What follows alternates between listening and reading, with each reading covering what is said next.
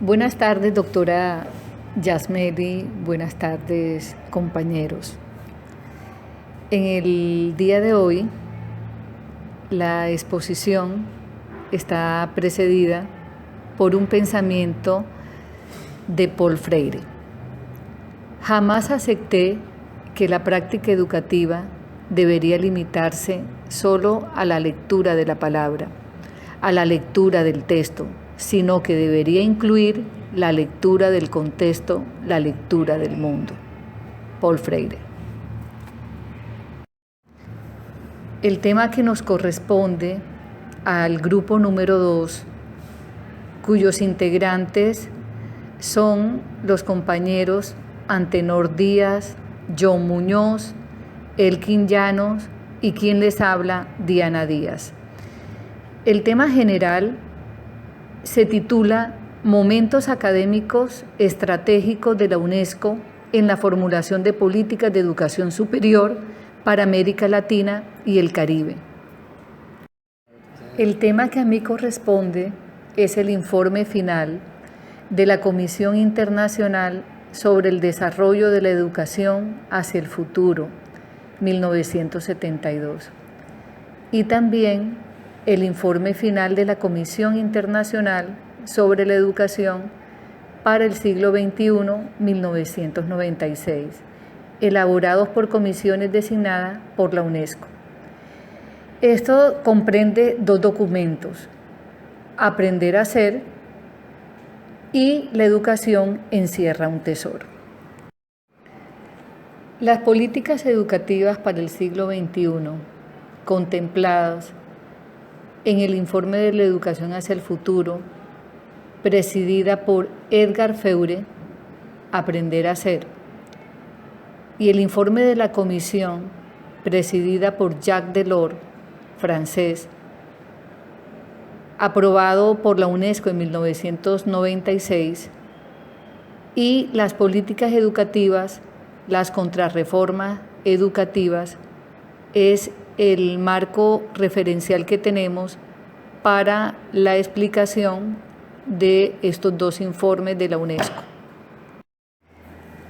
Inicio con la explicación del documento Aprender a ser, que contempla la educación a lo largo de la vida. En 1972, Edgar Faure, político francés, exministro de Educación Nacional de Francia, miembro de la Academia Francesa, fallecido en 1988, publica el informe final de la Comisión Internacional de la UNESCO, titulado Aprender a ser, que contenía datos en relación al índice de escolarización, distribución de los recursos, pautas acerca de lo que debería ser la práctica educativa en función del desarrollo económico como en función del crecimiento personal. Resumido todo esto, se da en el concepto la educación a lo largo de la vida. Esta propuesta se basa en las competencias, la educación a lo largo de la vida. Es el nuevo modelo educativo basado en los 4 pilares de la educación: aprender a conocer, aprender a ser, aprender a vivir juntos y aprender a ser.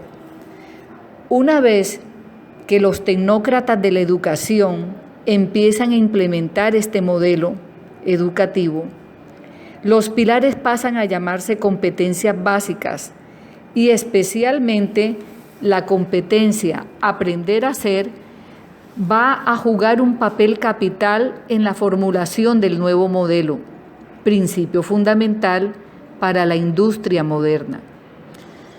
Pues los empleadores piden un conjunto de competencias específicas a cada persona y se le añade cualidades muy subjetivas, que es la de saber ser. Queda listo así el trabajador para lo que requiere el patrón, el trabajador sumiso y obediente del siglo XXI. Se introduce entonces el aspecto ideológico buscando por todos los medios mantener la función del sistema educativo como aparato ideológico del Estado. Es entonces la escuela la institución por excelencia de transmisión e imposición de las ideas dominantes, sin desconocer, claro está, el papel de los medios de comunicación. En el modelo neoliberal, las competencias laborales no son suficientes, falta el control ideológico, el conocimiento del otro y su aceptación que evite los conflictos. La comisión propone aprender a vivir juntos, aprender a vivir con los demás. Por ejemplo, Donald Trump viviendo con Nicolás Maduro o con el fallecido, si estuviera vivo, Bin Laden.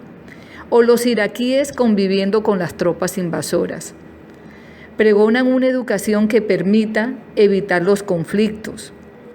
La UNESCO propone como mecanismo de negociación para instrumentar la contrarreforma, la concertación. Mecanismo que se convirtió en el azote de los trabajadores. En todas partes del mundo, cada vez que las direcciones sindicales aceptaron dicho mecanismo con la patronal o los gobiernos, los trabajadores perdieron alguna conquista importante. Los neoliberales, en aras del control ideológico, están decididos a mantener y reforzar el currículo tradicional, a reforzar los conceptos propios del mercado, a imponer la doctrina de los estándares y las competencias. Utilizan los medios y la escuela para transformar su discurso sobre el libre mercado, el control fiscal, la privatización y el desmonte de la educación pública en ideas colectivas, en ideologías o falsas conciencias que hacen aparecer los intereses de los monopolios como un interés de toda la población. Por ejemplo, es usual en los documentos del Banco Mundial y del Banco Interamericano de Desarrollo argumentos como el de que el futuro del país depende de la educación de sus ciudadanos y que las escuelas públicas no responden a este propósito, culpando a las instituciones educativas de los problemas sociales. Otra falsa afirmación, bastante corriente, propaga la idea de que una buena educación es la condición necesaria y suficiente para que todos tengan un buen empleo y un mejor salario, como si la educación por sí misma determinara la cantidad de puestos de trabajo. Son las políticas económicas y no la educación las que determinan la cantidad de puestos de trabajo. Si bien es cierto que tener estudios eleva el valor de la fuerza de trabajo o el salario, eso en sí mismo no es garantía de consecución de empleo. Son muchos los doctores, personas con estudios superiores que no consiguen empleo. Entonces, ¿en qué consiste la educación a lo largo de la vida? Según la comisión, responde en gran medida a un imperativo de orden económico y permite a la empresa dotarse de personal con las mejores aptitudes necesarias para mantener el empleo y reforzar su competitividad. El desarrollo de los procesos de producción y una mayor competitividad hace que los conocimientos y la técnica que domina un trabajador pierdan rápidamente vigencia. Por lo tanto, si quiere mantener el empleo, tiene que capacitarse de manera permanente. O el caso nuestro, que tenemos que hacer maestrías, doctorados, para poder lograr un mejoramiento salarial, pero pausado, porque no basta con el título doctoral, sino que debemos esperar 2 o 3 años, así como van las cosas, para realizar la hoy famosa evaluación diagnóstica formativa y contar con la suerte de aprobarla. Entonces, la concepción de educación a lo largo de la vida va más allá de la simple idea de la necesidad de adaptarse a los imperativos de las empresas.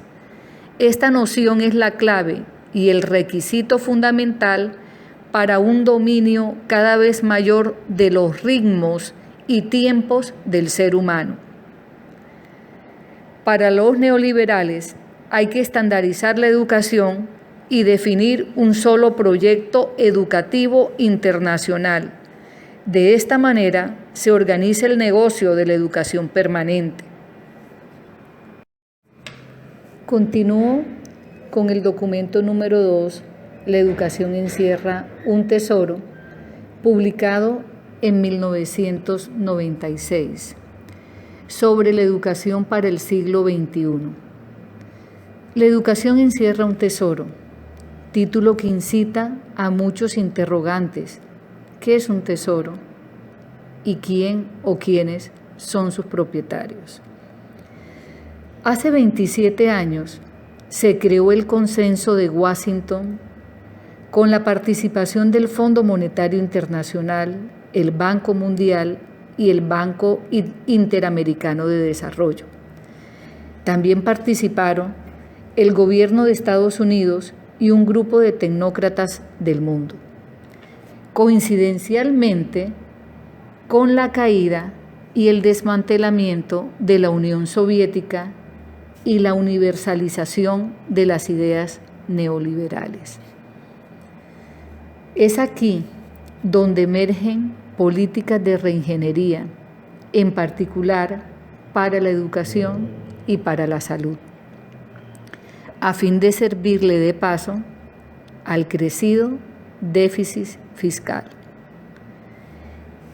En 1993, cuando la UNESCO, en cabeza de su director, Federico Mellor, delineó las políticas educativas neoliberales para el siglo XXI, tarea encargada a Jacques Delors, economista, exministro de Economía y Hacienda de Francia, la cual tituló La educación encierra un tesoro. En este documento, que finalmente contiene contrarreformas educativas que se están implementando en el mundo, parte de realizar un diagnóstico. La Comisión presta entonces especial atención al crecimiento demográfico para comienzos del siglo XXI. Las proyecciones realizadas por el Banco Mundial muestran que en los países con escasos ingresos, los niños de menos de 5 años constituirán en el año 2025 el grupo más numeroso de la población.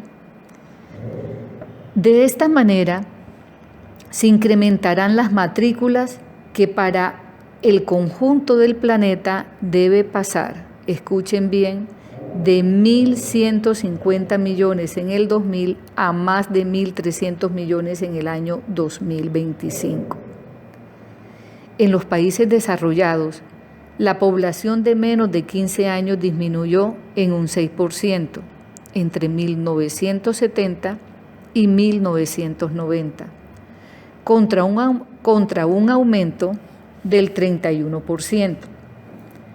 Pero como la educación se convirtió en un fenómeno de masas y aumentaron las exigencias de formación permanente, la demanda de la educación se ha incrementado incluso en los países imperialistas, donde la población en edad escolar ha disminuido.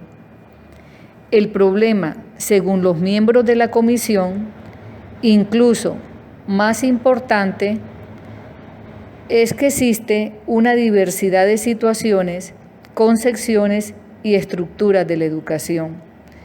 La existencia de esta diversidad es un obstáculo para que la educación pueda desarrollarse como negocio.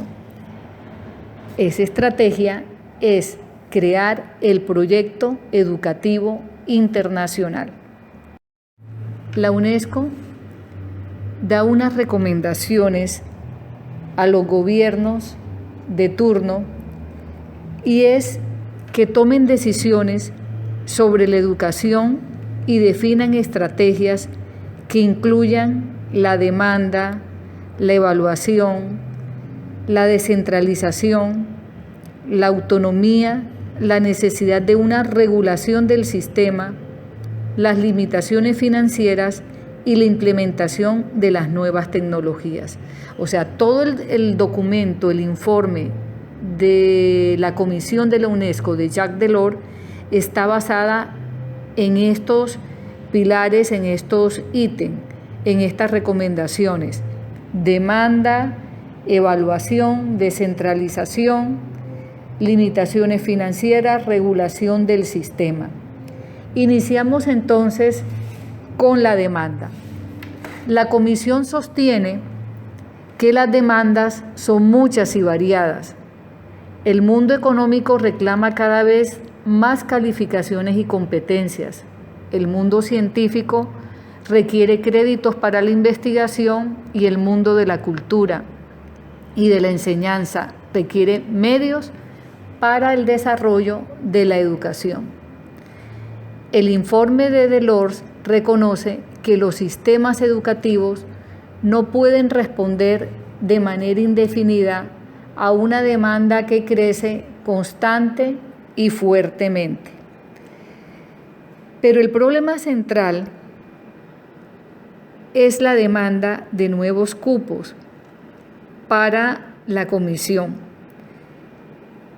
Esto es un reconocimiento tácito de la incapacidad del sistema para dar respuesta a una demanda sostenida de educación, de masas. Por esto la UNESCO le pide a los políticos y gobiernos tomar decisiones particularmente difíciles y que conducen a veces a un callejón sin salida en ciertos tipos de enseñanza, especialmente en la educación superior, dado que las universidades públicas no pueden seguir financiándose con los recursos del Estado y las matrículas de los estudiantes, al igual que con la salud de los trabajadores. El Estado burgués, el Estado capitalista, es incapaz de dar respuesta a una demanda educativa que crece constante y fuertemente. Los dilemas resultan particularmente graves, ya que no se pueden satisfacer todas las demandas. Iniciamos entonces con otro de los pilares del informe de Delors, y es la evaluación. Cuando la UNESCO aprobó el informe de la Comisión, se impulsó en el mundo una nueva cultura sobre la misma. Como norma, se debe evaluar el sistema educativo y todas las actividades que tengan que ver con la educación, sean estas ya de orden económico o no. Deben ser objeto de la evaluación no solo los métodos de enseñanza, sino también la gestión de los establecimientos o la calidad del docente. Además, la evaluación encierra un tesoro para los capitalistas. Es susceptible de desarrollarse como negocio. Por ejemplo, desde que México firmó el TLC con Estados Unidos, quienes realizan las pruebas de evaluación son empresas de educación norteamericanas. Las reformas educativas implementadas no se interesan por la didáctica, por los métodos pedagógicos que usted emplea, por lo que sucede en el aula de clase. Lo que interesa es la evaluación. Según el profesor de la Universidad Nacional de Colombia y es asesor de la UNESCO para América Latina, el señor Carlos Miñana, nos dice que cuando se define un logro o una competencia mínima, lo que se redefine en realidad es un indicador de evaluación. El control se ejerce ahora a partir de los estándares.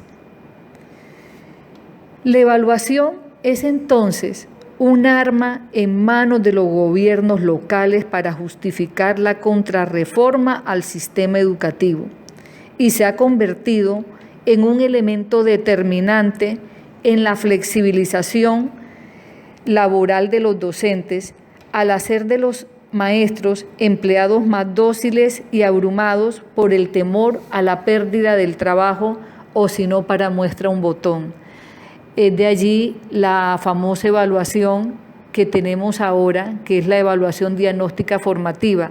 No basta con finalizar un doctorado y todos los estudios que usted tenga de especialización de maestría, sino que después de la inversión que se hace en estas especializaciones, en estos doctorados, tienes que entrar a un proceso de evaluación en donde cada 3 años te van a evaluar y si cuentas con suerte puedes pasar la evaluación, de lo contrario seguirás con el mismo salario de hambre que tenemos los docentes. La descentralización y la regulación del sistema.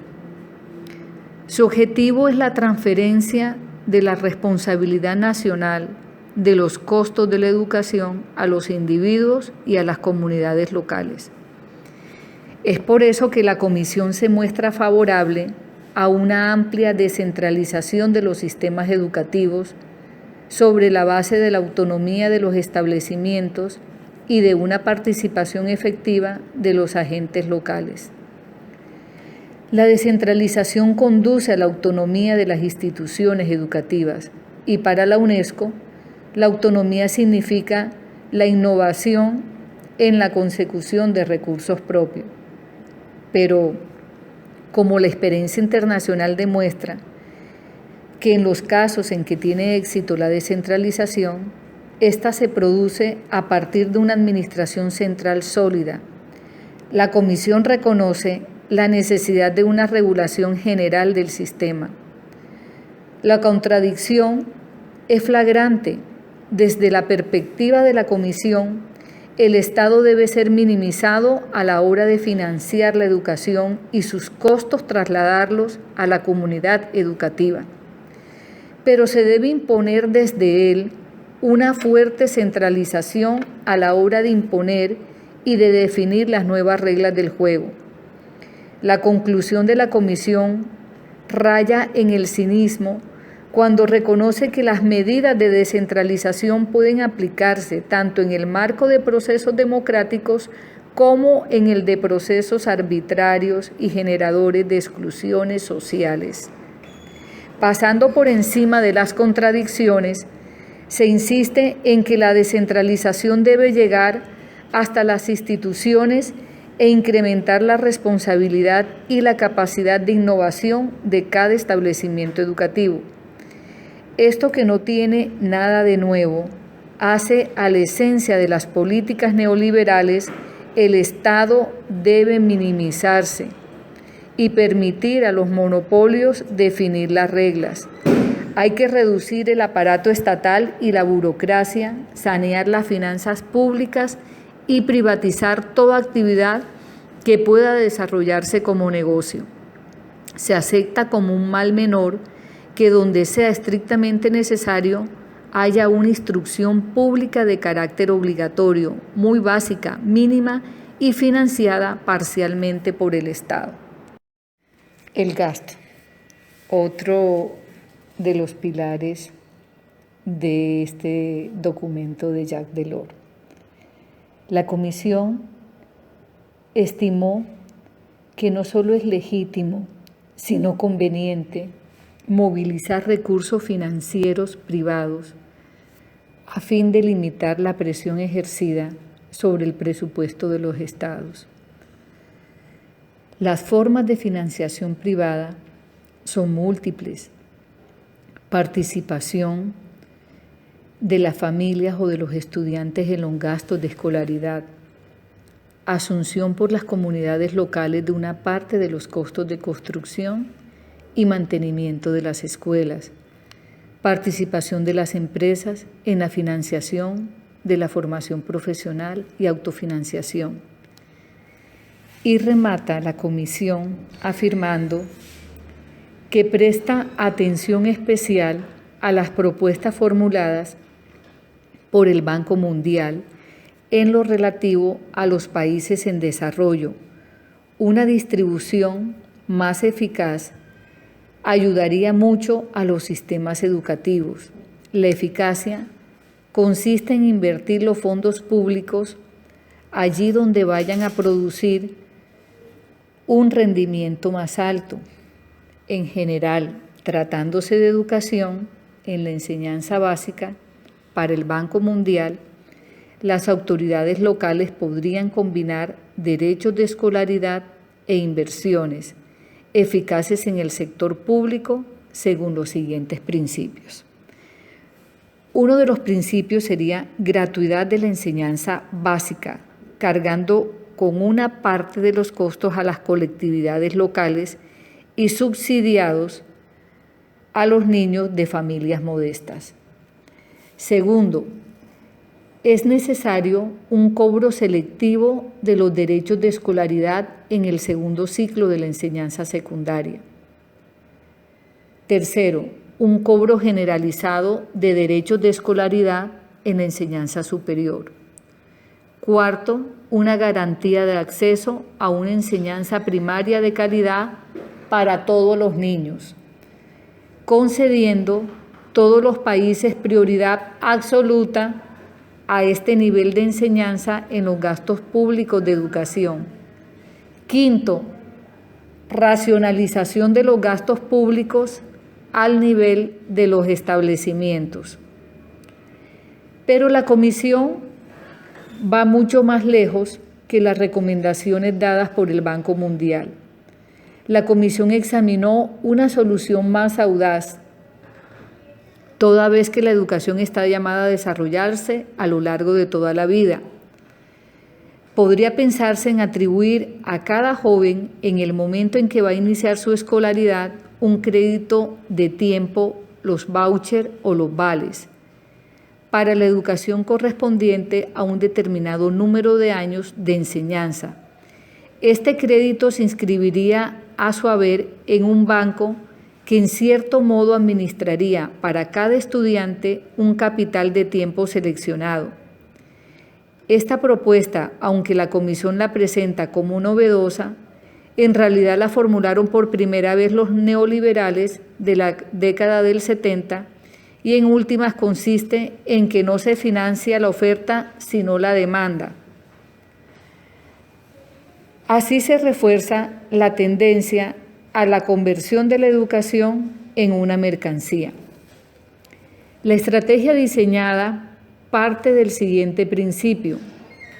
La Comisión considera que el principio de una educación a lo largo de la vida debe incitar a todos los países.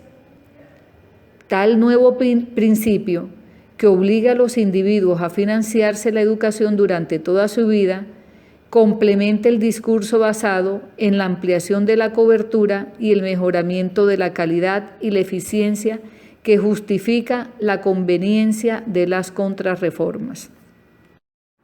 La educación como una industria intensiva. Para los neoliberales de la década del 70, la educación era un negocio poco explotado. Hoy día, este negocio lo define el Banco Mundial de la siguiente manera. La industria educativa consta de escuelas, servicios y productos. Los servicios incluyen entrenamiento, servicios a jóvenes en situación de riesgo y servicios suplementarios. Los productos incluyen medios electrónicos, publicaciones. El sector, por supuesto, incluye educación primaria, secundaria y un grado de preescolar.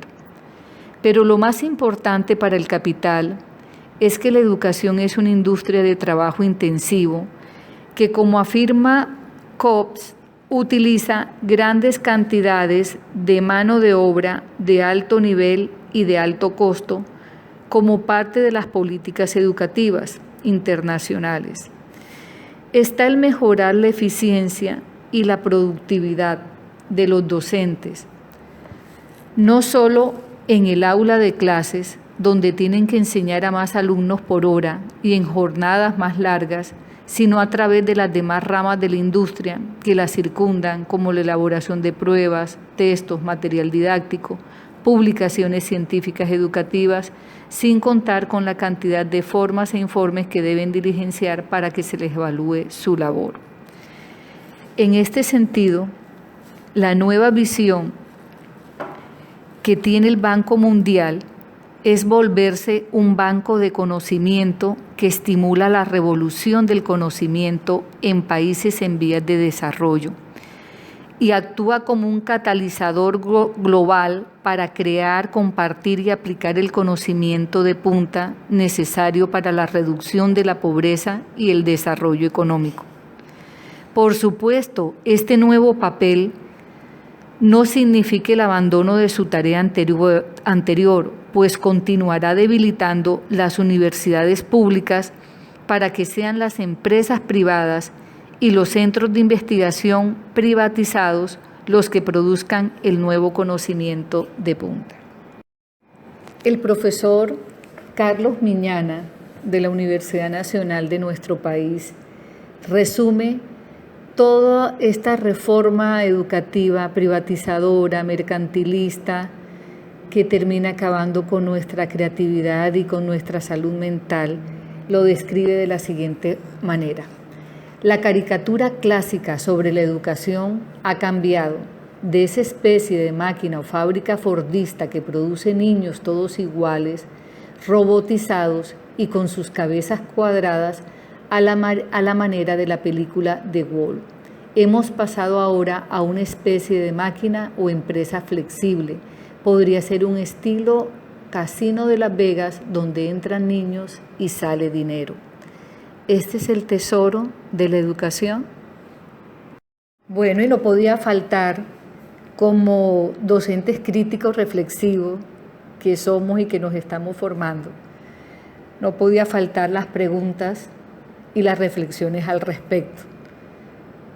¿Se sienten satisfechos nuestros estudiantes en nuestras escuelas? ¿Qué tan autónomos, críticos, reflexivos y constructores de su espacio escolar son nuestros estudiantes? ¿Se sienten satisfechos los docentes en las actuales condiciones laborales y reformas educativas? Creo que en las actuales condiciones no se es feliz en las escuelas. Nuestra escuela ha nacido y se ha desarrollado en medio de una sociedad confesionada y direccionada por actores que han hecho de la violencia su mejor negocio. La escuela, desde la infancia hasta el nivel superior, resuena en las políticas públicas educativas que han asumido la privatización como único modelo de vida. En la escuela no se vive, se compite, y se compite por todo y para todo, y esta conducta impide formar al estudiante y al docente en otros valores mucho más importantes. El bagaje de la UNESCO, del Banco Mundial, del Banco Interamericano de Desarrollo no puede ser otro. El mercado lo resuelve todo. Mercado de competencias, fuera de él nada es posible. Los resultados se ven y se sienten en el deterioro de la salud mental de nuestros docentes. Muchas gracias. La conclusión más general a la que podemos llegar ante todo este panorama, una vez se han develado las políticas neoliberales, es que detrás de los discursos eficientistas de los organismos internacionales acecha un plan privatizador de la educación a escala mundial. El Banco Mundial y el Banco Interamericano de Desarrollo están empleando estrategias de privatización parcial, ideologizando sobre la calidad, los resultados y la eficiencia y aplicando políticas de autonomía en las instituciones educativas y de racionalización de la planta de personal. Obtienen de esta manera una mayor productividad del docente bajo la lógica de la empresa privada, la que complementan contratando los servicios de comedores, vigilancia, contabilidad, pruebas y evaluaciones por competencias y finalmente promoviendo despidos y diversos regímenes de contratación entre los docentes. El discurso neoliberal supone que todos los sistemas educativos, nacionales o regionales, deben formar parte integral de un sistema mundial de la educación. La educación debe ser considerada entonces como una mercancía, es decir, como una industria de trabajo intensivo, de la que hay que obtener mucho más provecho del hasta ahora sacado. La forma que ha tomado el modelo educativo neoliberal en el mundo se caracteriza por la descentralización financiera y administrativa, la centralización curricular, la definición de competencias y estándares, la financiación de la educación por el Estado basada en la demanda y en la contratación con empresas privadas, y por la flexibilización laboral y la tercerización del docente y del personal administrativo. Para hacer de la educación un gran negocio, hay que favorecer la libre competencia, la desregulación del sistema educativo y eliminar todas las trabas del Estado protector para que las fuerzas del mercado se desarrollen con autonomía. Hay que romper todas las barreras que impiden el establecimiento de dicho mercado. La sociedad capitalista, en su fase de decadencia, el imperialismo, considera que la empresa capitalista es el modelo más eficiente para organizar la producción y los servicios.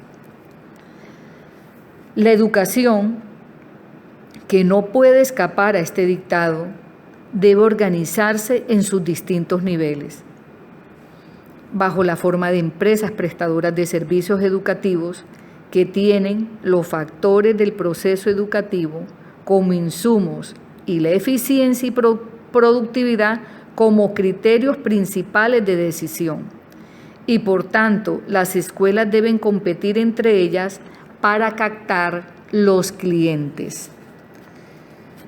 En el nuevo modelo, la calidad no es algo que se busca o que es intrínseca a la actividad educativa, sino que es un resultado del mercado.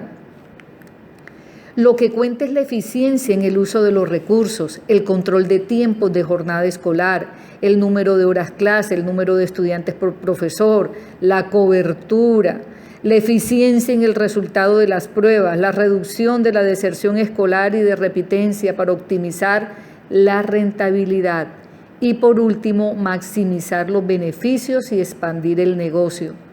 Son condiciones centrales para alcanzar tan elevados objetivos: el eliminar los derechos adquiridos por los docentes, destruir sus organizaciones sindicales, liberar las formas de contratación y estimular la competencia entre ellos por medio de pruebas periódicas.